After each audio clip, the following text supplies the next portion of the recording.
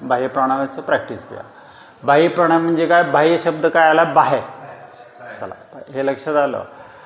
आता त्याच्यामध्ये 3 बंध बांधले जातात. 3 बंध म्हणजे बांधून ठेवणे थोडक्यात. आता बांधून ठेवणे म्हणजे काय? जालिंदर बंध म्हणजे हनवटी इथे लावणे.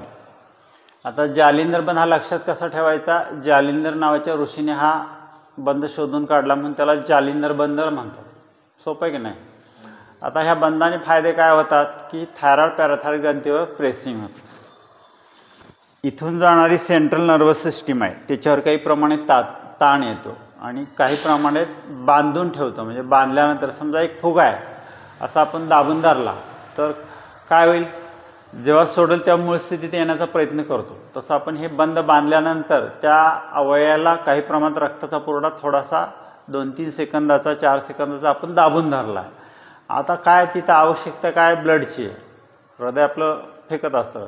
मग सोडल्यानंतर उसळी मारून रक्त आणखी त्याच्याकडे जातं. म्हणजे जादा रक्तप्रवाह पुरवण्याचा बंधाचं हे काम आहे. बंध लक्षात आलं? कशासाठी बंध? बांधून ठेवणे. दुसरा बंध, पहिला बंध दुसरा बंध उड्डाण. उड्डाणमध्ये आतल्या दिशेने खेचणे. आतल्या दिशेने खेचणे म्हणजे काय करायचं आहे? हे जे आपले पोटाचे स्नायू आहेत ते काय करायचे? लहान मोठी आतडी यकृत स्वादुपिंड जे काय हा जो मध्य प्रदेश आहे त्याला काय करायचं आहे? आता समजा व्यायाम करायचा आपल्याला हाताचा, तर तुम्ही असा हात हलवू शकाल आहे की नाही? मान हलवा, डोकं हलवा. काय इथला व्यायाम कसा करणार आहे? तर इथला व्यायाम करताना आतमध्ये प्रेस केलं जातं. प्रेस केल्यानंतर काय होतं? काही प्रमाणात त्या भागाला प्रेसिंग होतं आणि फुग्याप्रमाणे जसं फुगा आपण दाबून धरतो तसं धरलं जातं आणि काही सेकंद थांबल्यानंतर सोडल्यानंतर पुन्हा काय होणार आहे? उसळी मारून रक्तपुरवठा तिथं होणार आहे अधिक. उड्डाण.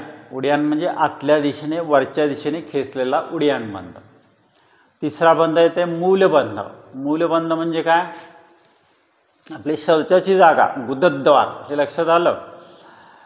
तर आता राहिलेलं जे आपलं जे अन्न आहे पचन झाल्यानंतर जे शोषण होतं ते मोठ्या आतडी आणि लहान आतड्यामध्ये होतं आणि ते काय केलं तर वर ओढल्यानंतर असं वर ओढलं आपण गुदद्वार की वरच्या दिशेने त्याला प्रेशर येतं आणि काही प्रमाणात तिथली क्रिया रिॲक्टिव्ह करण्याची ही खटाटोप आहे. लक्षात आलं?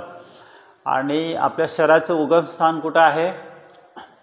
आपल्या शौचाची जागा आणि जनेंद्र याच्यामध्ये जी शिवणी आहे ते शरीराचं मूळ उगमस्थान आहे. जसं एखादी गादी आपण शिवताना काय करतो? एक तोंड मोकळं ठेवतो आणि आत कापूस घालून नंतर ते शिवली जाते. म्हणजे मूळ उगमस्थान तिथं आहे. तर इथं कुंडलिनी शक्ती कुंडलिनी शक्ती माहिती आहे काय? ऐकलं आहे का नाव? हां, ती जागृत होते. मग शरीराचं मूळ स्थान आहे. मग ते आध्यात्मक आहे. आता आपण शास्त्रीय दृष्टिकोन पाहत आहोत. असे 3 बंध बांधलेले आहेत. केव्हा बांधलेले आहेत? श्वास सोडलेला आहे आणि 3 बंध बांधून धरलेले आहेत. आणि शेवटची शक्यता काय आहे की काही प्रमाणात आपला जो प्राणशक्ती आहे ते आपल्या पाठीच्या गुदद्वारापासून डोक्यापर्यंत जे मध्य नाड आहे तिथे डोक्यापर्यंत येते. ती डावी आणि उजवी इड्या आणि पिंगळा नाडी आणि मध्य नाड म्हणजे सूक्ष्म नाड. ह्या नाडीकडं प्राणशक्ती पाठवण्याचा हा खटाटोप आहे आणि कुंडलिनी शक्ती जागृत होती अध्यात्मामध्ये. तर हे 3 बंध लक्षात आले तुमच्या. श्वास घेतल्यानंतर सोडून हे 3 बंध बांधायचे. 3 बंध बांधल्यानंतर काही सेकंद थांबायचं आहे आपल्याला. किती वेळ थांबायचं आहे? आपापल्या क्षमतेनुसार. आणि नंतर मग जालिंदर बंध सोडायचा आणि जसं तुम्ही सोडाल तसे सगळे बंध सुटले जातात आणि जो काय तो प्रेशरने श्वास जाणार आहे तो श्वास तिथं त्या अवयवाकडे पाठवला जाणार आहे. म्हणजे कसं होणार आहे पहा? घेतला श्वास, सोडल्यानंतर आता आपण श्वास घेत नाही आहे. मग त्यावेळी काय होणार आहे? आवश्यकता आहे पण काही सेकंदासाठी आपण ते होल्ड करून ठेवलेले आहे. होल्ड केल्यानंतर किती सेकंद? 2, 3, 4, 5 आपापल्या क्षमतेनुसार. लक्षात आलं? आणि हे 3ही संपूर्ण बाह्य प्राणायाम अतिशय महत्त्वाचं आहे की हे संपूर्ण शरीरामध्ये ज्या ज्या ठिकाणी रक्तप्रवाह होत नाही, ज्या ज्या अवयवाची कार्यक्षमता कमी झालेली आहे त्या अवयवाकडे आपला हा रक्त पाठवण्याचा प्राणशक्ती पाठवण्याचा खटाटोप आहे.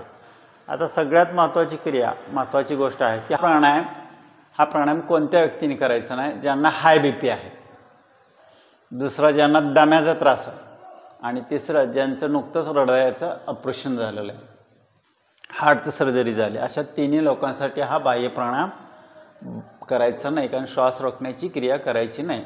लक्षात आलं? ह्या 3 गोष्टी महत्त्वाच्या आहेत. आता आवर्तन पाहून घ्या, कशा पद्धतीने आवर्तन करायचं ते त्यानंतर मी तुमच्याकडून करून घेतो.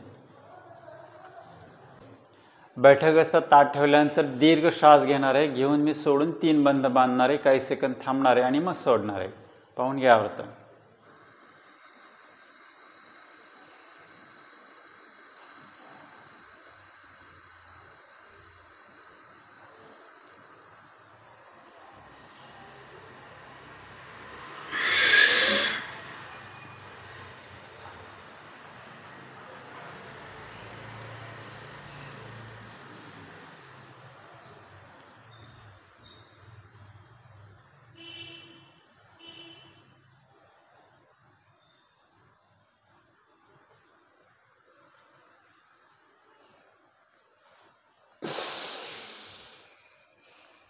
क्रिया लक्षात आली?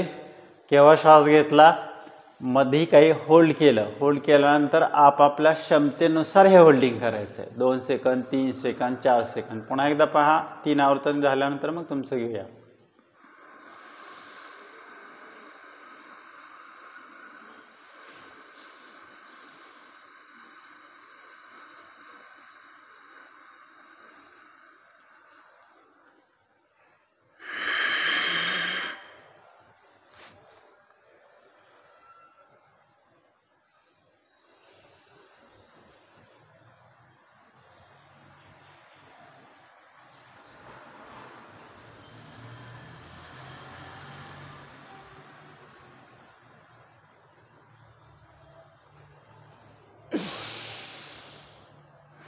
आता पहिलं आवर्तन झालं, दुसरं झालं. आता मधल्या आवर्तन लगेच चालू करायचं नाही, थोडंसं नॉर्मल व्हा, कारण थोडंसं ब्रीथ आपण रोखलेला असतो, त्यामुळे थोडं नॉर्मल व्हायचं. म्हणजे 2-3 श्वास घेतल्यानंतर थोडं नॉर्मल, मग दुसरं आणि मग तिसरं करायचं. ठीक आहे? पहा शेवटचं एक आवर्तन. श्वास घेताना सुद्धा कसा घेतलाय पहा, सावकाश घेतलेला आहे, भरकन घेतलेला नाही, पूर्ण छाती भरून घेतलेला आहे.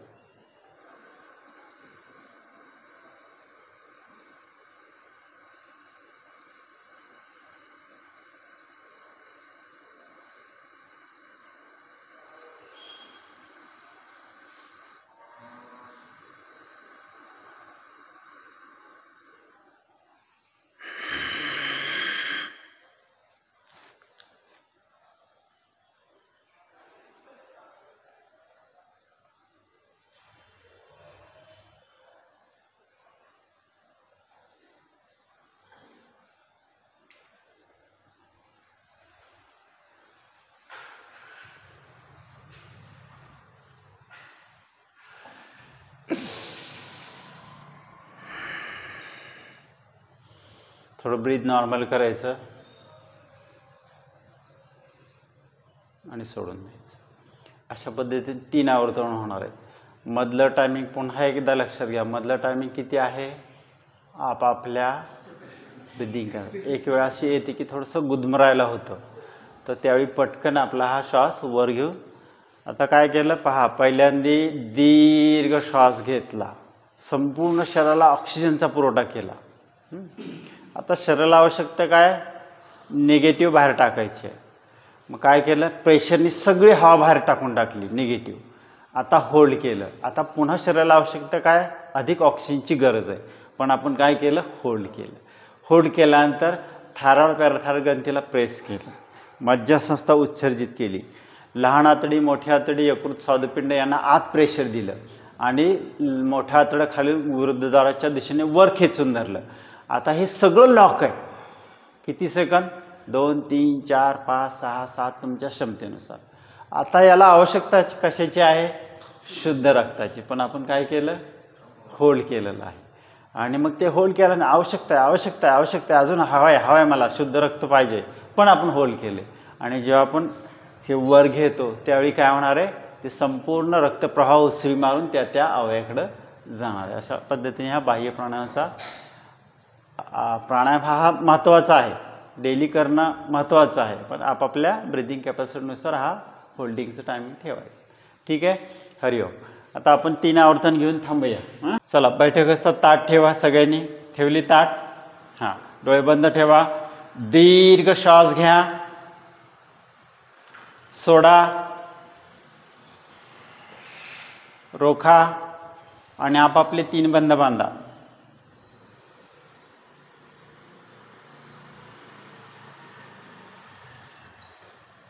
केव्हा सोडायचं ते सोडून स्वस्थ बसा. पुढचा करू नका आवर्तन.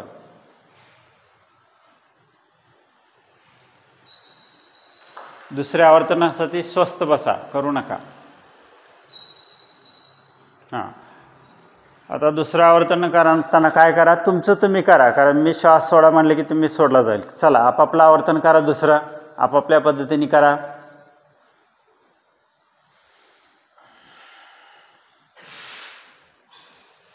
दुसरं आवर्तन झाल्यानंतर स्वस्थ बसा, करू नका पुढचं आवर्तन.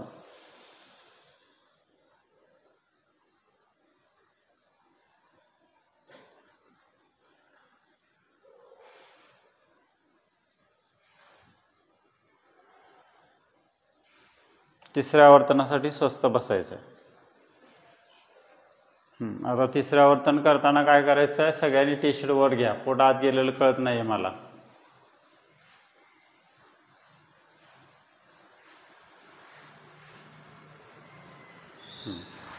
सगळे व्यवस्थित बसा, डोळे बंद करा आणि आपापल्या पद्धतीने करा. म्हणजे तुम्ही किती घेणार आहे, सोडणार आहे ते तुमचं तुम्ही ठरवा. स्टार्ट. आपापलं करा आवर्तन. दीर्घ श्वास घ्या, दीर्घ घेऊन सोडा, रोखा, होल्ड करा आणि आपापले 3 बंद बांधा.